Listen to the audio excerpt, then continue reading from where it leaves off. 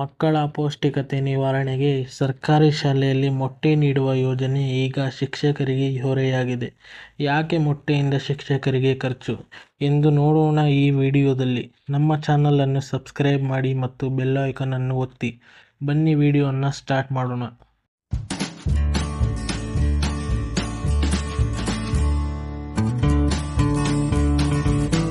ಎಷ್ಟಿದೆ ಮೊಟ್ಟೆ ದರ?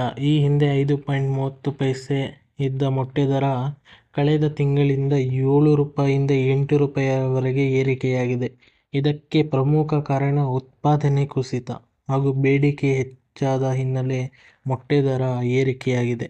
ಸ್ನೇಹಿತರೆ, ಸರಕಾರಿ ಶಾಲೆಗಳಲ್ಲಿ ವಾರದ 6 ದಿನ ಮೊಟ್ಟೆ ವಿತರಿಸಲಾಗುತ್ತಿದೆ. ಪ್ರಸ್ತುತ ಮೊಟ್ಟೆಯ ದರ 8 ರೂಪಾಯಿ ಏರಿಕೆಯಾಗಿದ್ದರೂ ಸರಕಾರ 6 ರೂಪಾಯಿ ನಿಗದಿಪಡಿಸಿರುವುದರಿಂದ 2 ರೂಪಾಯಿಗಳ ಶಿಕ್ಷಕರು ಹೆಚ್ಚುವರಿ ವೆಚ್ಚ ಭರಿಸಬೇಕಾಗಿದೆ. ಇದು ಶಿಕ್ಷಕರ ಜೇಬು ಸುಡುವಂತೆ ಮಾಡಿದೆ. ಮಕ್ಕಳ ಅಪೌಷ್ಟಿಕತೆ ಹೋಗಲಾಡಿಸುವುದರ ಜೊತೆಗೆ ಸರಕಾರಿ ಶಾಲೆಗಳತ್ತ ಮಕ್ಕಳನ್ನು ಸೆಳೆಯುವ ಉದ್ದೇಶದಿಂದ ಮೊಟ್ಟೆ ನೀಡುವ ಯೋಜನೆಯನ್ನು ಜಾರಿಗೆ ತರಲಾಗಿತ್ತು. ಸರ್ಕಾರದಿಂದ ಶಾಲಾ ಮಕ್ಕಳಿಗೆ ವಾರದಲ್ಲಿ 2 ದಿನ ಕೊಡುತ್ತಿದ್ದ ಮೊಟ್ಟೆ ಸೌಲಭ್ಯವನ್ನು ಶಿಕ್ಷಣ ಇಲಾಖೆಯು ಅಜೀಂ ಪ್ರೇಮ್ಜಿ ಪ್ರತಿಷ್ಠಾನದ ಸಹಯೋಗದೊಂದಿಗೆ ವಾರದ 6 ದಿನಗಳಿಗೆ ವಿಸ್ತರಿಸಿದರು.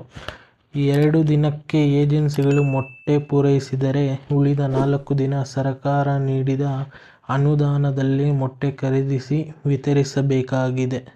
ಮೊಟ್ಟೆಗೇನೋ ದುಡ್ಡು ಬರುತ್ತಿದೆ, ಆದರೆ ಅದು ಮೊಟ್ಟೆ ಖರೀದಿಗೆ ಹಾಗೂ ಅದನ್ನು ಬೇಯಿಸಿಕೊಡುವ ಖರ್ಚಿಗೆ ಸಾಕಾಗುತ್ತಿಲ್ಲ.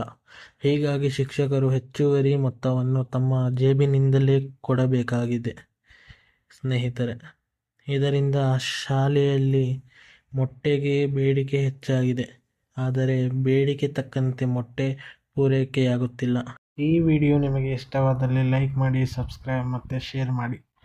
ನಿಮ್ಮೆಲ್ಲರಿಗೂ thank you. Bye bye friends.